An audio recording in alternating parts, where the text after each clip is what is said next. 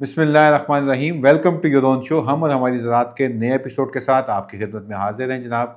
आपका प्रोग्राम, आपके सवालात, उनके जवाबात, इसके साथ साथ वो तमाम ख़बरें जो कि हमारे कंज्यूमर ख़ुसूसन फार्मर या हमारी जो ज़रूरी इकॉनमी है उसको मुतासर करती हैं और ओवरऑल ग्लोबल इकॉनमी के ऊपर किस तरह से क्या होने जा रहा है, इससे आपको आगाह करना हमारा फ़र्ज़ है।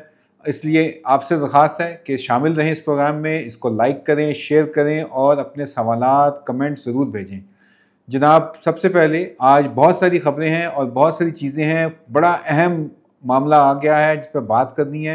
लेकिन सबसे पहले जो आपका शुक्रिया, आपने सवालात भेजे और उन सवालात के लिए हमारी भी बहुत ज़्यादा जो है वो आगाही होती है कि आपको किन मसाइल का सामना है।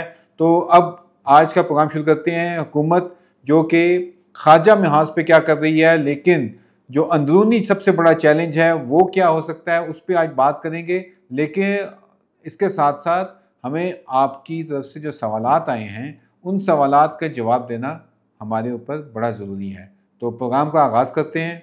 तो सबसे पहले जिस फसल की आमद है, जो सीज़न है, जब हमारे पास पाकिस्तान में आपको पता है कि इस वक्त रिकॉर्ड पानी आ गया है, हमारे डैम भर गए हैं और उन डैमों के लिए अच्छी खबर ये है कि जो हमारी रबी की फसल आने वाली है उसके लिए वाफिर पानी अब हमारे पास दस्तयाब होना चाहिए। लेकिन इसके साथ साथ ये मकसद भी है कि जब बारिशें अगर ना हुई, जैसा पिछले साल नहीं हुई थी, तो ये पानी हमने ज़ाया नहीं करना, हमने सेव करना है। तो उस सिलसिले में सबसे पहले जो सबसे अहम पाकिस्तान की फसल, जो हर किसान की एक होती है, मंजिल होती है कि उस वक्त पर पहुँचा जाए, उस पर काम किया जाए, उसको अपने घर के दाने बनाए जाएँ। तो उस पर सवाल हमें भेजा है नाजिम वट्टू साहब, बहुत शुक्रिया सवाल का। सर, गंदम फ्यूचर नेक्स्ट क्रॉप और सवालिया निशान है। तो बात शुरू करते हैं जी। पाकिस्तान वो मुल्क जिसके लिए गंदम जो है वो फूड सिक्योरिटी जिसे कहते हैं, वो अब अगर किसी मुल्क में आपने अमन व अमान को ख़राब करना है तो वहाँ पे आप फूड सिक्योरिटी का मसला डाल दें। ये दुनिया में एक नया फिनोमेना आ गया है कि आप अगर अपनी फूड सिक्योरिटी नहीं है तो वो मुल्क पीसफुल नहीं है। पीसफुल मतलब अमन व अमान नहीं है, वहाँ पे बेचैनी है, वहाँ पे जो है वो किसी वक्त कुछ हो सकता है। तो मेरे ख्याल से ये बड़ा अहम नुक्ता है और मुझे अफसोस से कहना पड़ रहा है कि हुकूमत अभी तक आएँ बाएँ शाएँ कर रही है। कोई पॉलिसी, हमने कहा था कि अगर आपने गंदम की तरफ जाना है, क्योंकि जो सलूक दो पिछले सीज़न में हमारे किसानों के साथ 2000 कौन सा 24 2025 उसमें जिस तरह से किसानों के साथ गंदम में हुआ है, उससे हमारे जो किसान भाई हैं उन्होंने कानों को हाथ लगा लिया। और अब ये सिलसिला हमने पहले भी 1 महीना पहले कहा था कि आपने अगर उस पर करना है काम तो आपको पॉलिसी देनी होगी सितंबर में। और अब हमारे वज़ीर मौसूफ जनाब जो फूड सिक्योरिटी के हैं, उन्होंने भी कह दिया है कि हम तकरीबन पाकिस्तान में 8 से 10% गंदम की काश्त कम होगी और $1.5 अरब की हमें गंदम जो है वो इंपोर्ट करनी होगी। और गंदम का जो आपको पता है कि ज़खायर हैं वो आहिस्ता आहिस्ता कम हो रहे हैं। इंटरनेशनल मार्केट में भी पाकिस्तान को जाना पड़ेगा और उस सिलसिले में नज़र ये आ रहा है, और अभी हुकूमत ने ये बात की है, ये एक अहम नुक्ता है कि वो IMF से इजाज़त लेना चाह रहे हैं कि वो मिनिमम सपोर्ट प्राइस, जो इमदादी कीमत हुकूमत लेती थी और हुकूमत अपने गोदामों को भरती थी, उसके लिए वो इजाज़त लेना चाह रहे हैं कि 3200-3300 रुपये पे आवाज़ लगाई गई है। लेकिन ये कोई भी इसके अंदर अगर हम डिटेल में जाएं तो हमें ये खबर ये है कि IMF ने कहा था कि आपको 2 से 3 साल में ये चीज़ करनी है। इन्होंने फ़ौरन खुश करने के लिए IMF को ये कर दिया कि जी नाब इमदादी कीमत गंदम की, कपास की और गन्ने की ख़त्म कर दी। उससे अब ये कहने के पूछने जा रहे हैं। मेरा नहीं ख्याल कि IMF अब इजाज़त देगा। ये एक मेरे ख्याल से दिलासा दिया जा रहा है, या वो जो माफिया किसान है उसके लिए जो है वो एक क्या कहते हैं कि एक जाल बुना जा रहा है कि किसी तरह से ये गंदम लगाएं। मैंने बहुत सारे किसानों से बात की है पिछले दिनों और उनसे ख़बरें ये आ रही हैं, एक अहम जो इलाके थे जहाँ पे कि गंदम लाजमी काश्त होती थी, वहाँ पे वो लोग कह रहे हैं जी हमने गंदम नहीं लगानी। मैंने अभी यहाँ पे मियाँ वाली, चिकवाल, लाहौर, लोधना, मुल्तान लोगों से बात की। उन्होंने मियाँ वाली में, जैसे मैं आपको बता दूँ, कि वो कह रहे हैं कि इस दफ़ा इतना किन्नौला लग रहा है कि आपकी सोच है। तो ये लोग जो हैं वो उनके पास पैसा नहीं है, और बैंकों ने अभी तक उनको लोन नहीं दिया। हमने बात की थी हुकूमत का प्रोग्राम करके कि एक अच्छा इक़दाम था, लेकिन हुकूमत अब कह रही है जी 100 अरब रुपए के कर्जे देंगे गरीब किसानों को, लेकिन अभी तक कोई उसके ऊपर ठोस काम नहीं हुआ। तो मेरा ख्याल से गंदम के बारे में एक बहुत बड़ा सवालिया निशान है। पॉलिसी जब तक नहीं आएगी, जो हुकूमत कह रही है अक्टूबर में आएगी, मेरा नहीं ख्याल कि अक्टूबर में वो टाइम होगा। क्यों? क्योंकि आगे आगे चल के प्रोग्राम में बात करते हैं कि कैसे एक मसला जो है वो सर उठाने लगा है, किसके लिए? गन्ने के काश्तकारों के लिए। तो पहले सवाल का जनाब मेरे ख्याल से इसके ऊपर मेरा नहीं ख्याल कि आप चिकनी चोपड़ी बातों में आएँ, आप अपना फ़ैसला खुद कर सकते हैं। जी, नेक्स्ट हमारा सवाल है। जी सर, ये हिसान साहब हैं, इनका सवाल था आने वाले टाइम पे पोटैटो एक्सपोर्ट होने का कोई चांस है कि नहीं है? जी, पोटैटो का एक्सपोर्ट का बिल्कुल चांस है जी। देखें, ये अब क्लाइमेट चेंज की वजह से हमारा ये है कि बहुत सारे फार्मर्स का नुकसान भी हुआ है। कोल्ड स्टोरेज में रखे थे और कोल्ड स्टोरेज ने अच्छी तरह उनकी निगहदाश्त नहीं की, ख्याल नहीं रखा और उनके काफ़ी नुकसान हुआ। पहले हमारे किसानों को जो नहरों का मसला था और सिंध में जो एक्सपोर्ट हो रहा था वो कराची की बंदरगाह के थ्रू, वो भी उनको नुकसानात हुए हैं। और अभी मेरे ख्याल से अब वक्त यह है कि कीमत बढ़ भी गई है। इसके साथ साथ कुछ ईरान से भी बातचीत हुई है पाकिस्तान की। इसके अलावा अहम जो चीज़ है कि अफ़गानिस्तान के बॉर्डर के थ्रू जो और दुबई और इन खलीजी ममालिक को जो एक्सपोर्ट्स हैं वो खुली हुई हैं और मेरे ख्याल है कि ये जारी रहेंगी। एक्सपोर्ट्स का सिलसिला रहेगा और इसलिए आलू की जो फसल है, नई फसल आने से पहले पहले या अभी अब इसकी काश्तकारी भी हो रही है, तो आप उस सिलसिले में बिल्कुल मेरे ख्याल से अहम ये नुक्ता है कि जिन लोगों के पास आलू हैं उनको आलू निकाल देने चाहिए। क्यों? क्योंकि इसकी एक्सपोर्ट अभी चल रही है। जैसे ही आपको अच्छे दाम मिले तो ज़रूर उस पर करें। नेक्स्ट आते हैं जी हमारे बहुत अच्छे दोस्त हैं जावेद बलोच साहब। वो कह रहे हैं, लंबा सवाल है मैं छोटा करता हूँ। अस्सलाम वालेकुम। झंग से जावेद बलोच साहब का ये है, सर सैलाब पाकिस्तान के अलावा इंडिया में भी आया, इनके चावल की फसल ही ख़राब हुई। पाकिस्तान की दोनों मुल्कों में जो फसल बच गई है उसके बाद दुनिया की डिमांड मिलाकर मुवाजना करें, ऑर्डर के पूरे कर पाएंगे कि नहीं? जनाब, इस टाइम जो सिचुएशन ये है कि दुनिया में, मैंने पिछले प्रोग्राम में आपसे अर्ज़ की थी कि जो चावल की काश्त है वो तकरीबन 1% बढ़ी है और इसके साथ साथ कोई 1.5% जो है उसकी मांग में इजाफा भी हुआ है, यानी कि खाने के लिए लोग ले रहे हैं और बहुत सारे ऑर्डर्स जो उनसे हैं वो मिल रहे हैं। अभी बांग्लादेश ने एक ऑर्डर निकाला है, मेरे ख्याल से ये कल ही वो आया है और उसके ऊपर काम हो रहा है। पाकिस्तान का अभी सिलसिला ये था कि चावल की जो फसल है वो पिछले प्रोग्राम में जैसे बताया कि वो अब जो इंटरनेशनल, मैंने कहा था कि पंजाब में 17 मिलियन हेक्टर के ऊपर जो हमारी फसलें थी वो मुतासर हुई हैं और सबसे ज़्यादा चावल की फसल हुई है। तकरीबन अगर देखा जाए तो 1 मिलियन एकड़ फसल जो थी वो उसके मुतासर हुई। लेकिन इसके साथ साथ हमारी जो फसलें थी उसमें ये सिलसिला भी था कि ज़्यादा लगी थी 1509 और कायनात और बासमती और बाकी जितने भी आपके हाइब्रिड हैं, उस वजह से ये है। और फसल भी जिन जगह पे बच गई है वहाँ बेहतर है, तो उस वजह से तकरीबन 8 से 10% भी अगर चले बात मान लेते हैं, अभी तो डैमेज असेसमेंट हो रही है। हाँ, सैटेलाइट से जो हुआ मैंने आपको जिक्र किया। अभी एक नया माइक्रोसॉफ्ट का जो लैब फॉर एआई है, उन्होंने सैटेलाइट से डेटा लेकर दिया है और उस डेटा के मुताबिक भी तकरीबन 6 लाख से लेकर 1 मिलियन या 10 लाख एकड़ तक चावल की फसल जो है वो शदीद मुतासिर हुई है। तो उससे अंदाज़ा लगाया जा सकता है कि अभी ये सिलसिला जो है वो किस जानिब जा रहा है। दुनिया में कीमतें जो सी हैं वो आगे बढ़ रही हैं, लेकिन उसमें यह है कि ये अगर पाकिस्तान ने उसके ऊपर चांस मिस किया तो उससे फ़ायदा भारत, क्योंकि वहाँ पे बम्पर क्रॉप है। वियतनाम, वो आपको मैंने बताया था कि थाईलैंड और वियतनाम में जंग थी नंबर 2 आने की, वो दोनों आगे पीछे काम कर रहे हैं। इसी तरह इंडोनेशिया ने अभी ऐलान कर दिया, उनके सदर ने यूनाइटेड नेशंस के अंदर अपनी तकरीर में कहा जी कि हमने चावल की फसल जो है वो बढ़ा लिया और अपनी ज़रूरतें भी पूरी करनी शुरू कर दी हैं और दूसरे लोगों का मतलब खुद कफालत की तरफ चले गए हैं। तो इससे ये होगा कि हमारे चावल की जो मांग है वो तो है, लेकिन थोड़ी सी मार्केट जो सी है वो देखनी पड़ेगी। और एक अहम नसीहत है आप लोगों के लिए, थोड़ी देर में आपके अगले सवाल में लेके आता हूँ वो चीज़, लेकिन ये जो सिचुएशन है इसका अभी डैमेज असेसमेंट हो रही है। हमारे लिए जो फसल बच गई है उसको बचाना बड़ा ज़रूरी है। इससे दरख्वास्त ये है कि वो जिन पेस्टिसाइड जिनके ऊपर पाबंदी है हरगिज़ ना लगाएं। जो फसल आपके पास है अब उसको मिलों से भी दरख्वास्त है कि उसको संभाल के रखें, क्योंकि ये आपकी बेहतर कमाई का ज़रिया हैं।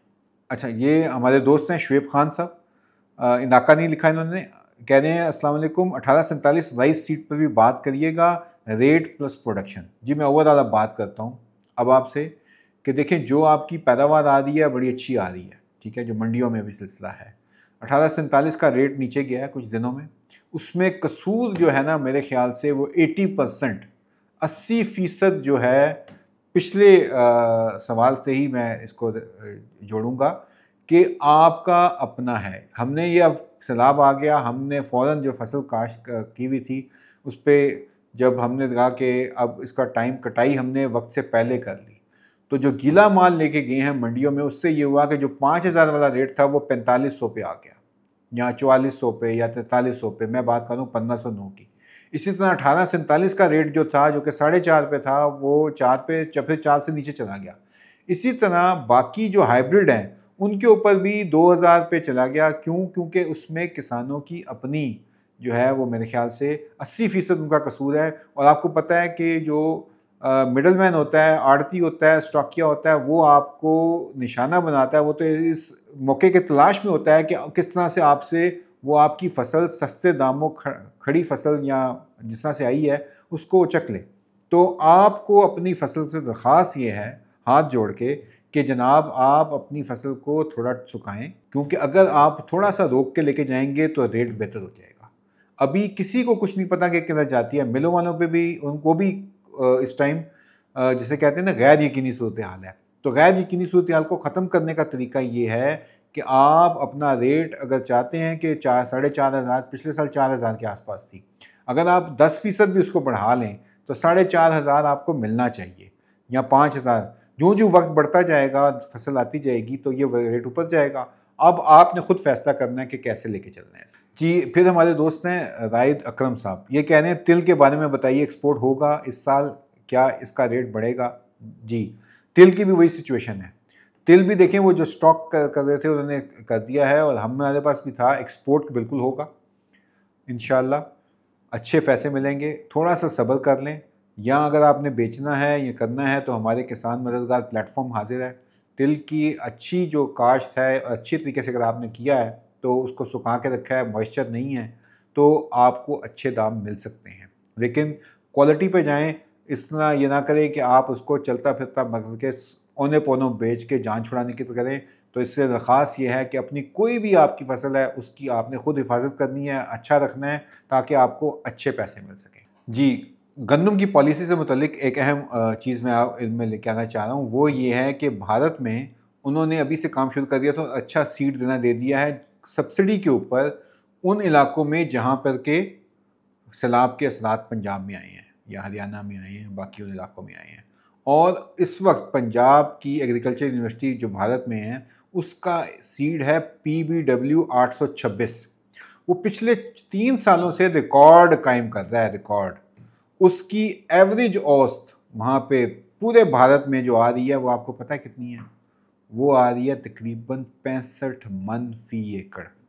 चाहे वो उसको नॉर्थ में लगाएं, चाहे वो उसको साउथ में लगाएं, ईस्ट में लगाएं, वो किसी भी जोन में लगाएं, उसकी एवरेज पैदावार जो है, एवरेज वो 65 मन फी एकड़ है। हम हमारी जो रिसर्च हो रही है, क्योंकि अकबर और ये बाकी अरूज, दिलकश बड़ी अच्छी वेराइटीज़ हैं, लेकिन जिन इलाकों के निस्बत से देखा है पिछले साल हमारी पैदावार उतनी अच्छी नहीं आई जितनी कि 2023 के अंदर थी, तो यहाँ 24 के अंदर थी।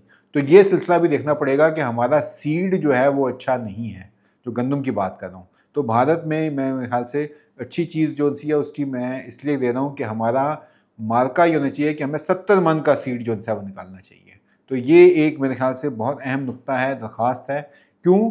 क्योंकि इसके गंदम मैंने कहा ना, पीसफुल मुल्क के लिए, मुल्क की सिक्योरिटी के लिए, मुल्क में खुशहाली के लिए जो हमारी एग्रीकल्चर है और गंदम है, इसका होना बड़ा ज़रूरी है। क्यों? क्योंकि फूड सिक्योरिटी है। और उस पे एक बड़ी ही होशरुबा जो है ना रिपोर्ट आ गई है वर्ल्ड बैंक की।